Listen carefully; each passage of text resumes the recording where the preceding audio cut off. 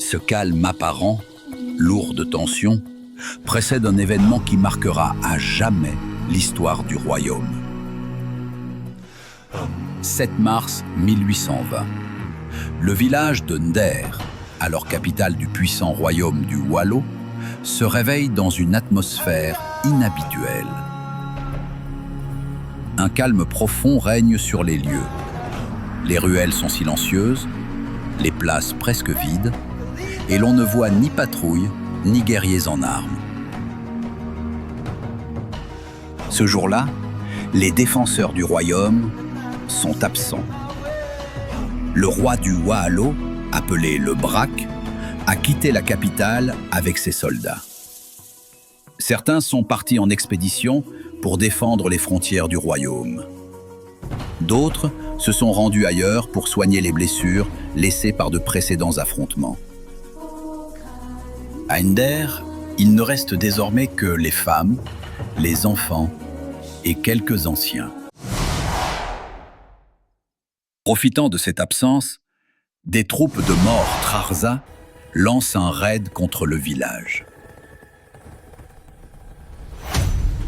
Face au danger imminent, les femmes de Nder ne cèdent pas à la panique.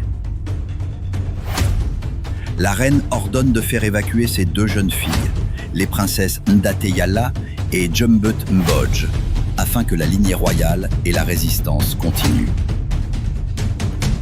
Elles élaborent une ruse. Elles portent les vêtements de leur mari, coupent leurs cheveux et prennent les armes, afin de faire croire à une forte présence militaire masculine.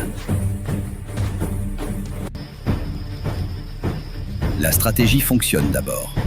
Les premiers assauts sont repoussés. Mais rapidement, l'ennemi découvre la supercherie et lance une offensive massive.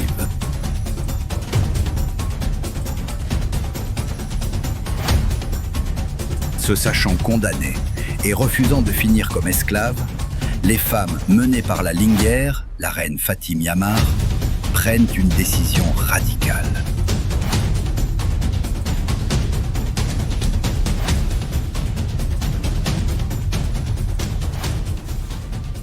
Pour sauver l'honneur et la dignité du Waalo, elles s'enferment dans la grande case du conseil. Plutôt la mort que d'être esclaves de ces lâches. Nous n'appartenons à personne, nos vies nous appartiennent et notre honneur avec. On nous tue, mais on ne nous déshonore pas.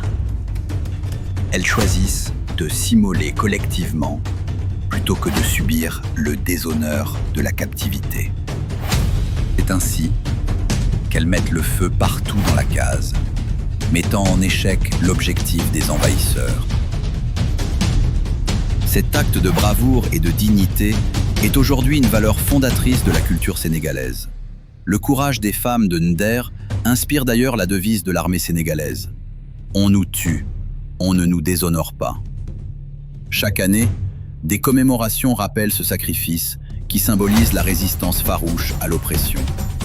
Ainsi, la mémoire collective sert non seulement à honorer le passé, mais aussi à nourrir une conscience critique face aux formes actuelles d'oppression et aux ambitions des puissances dominantes.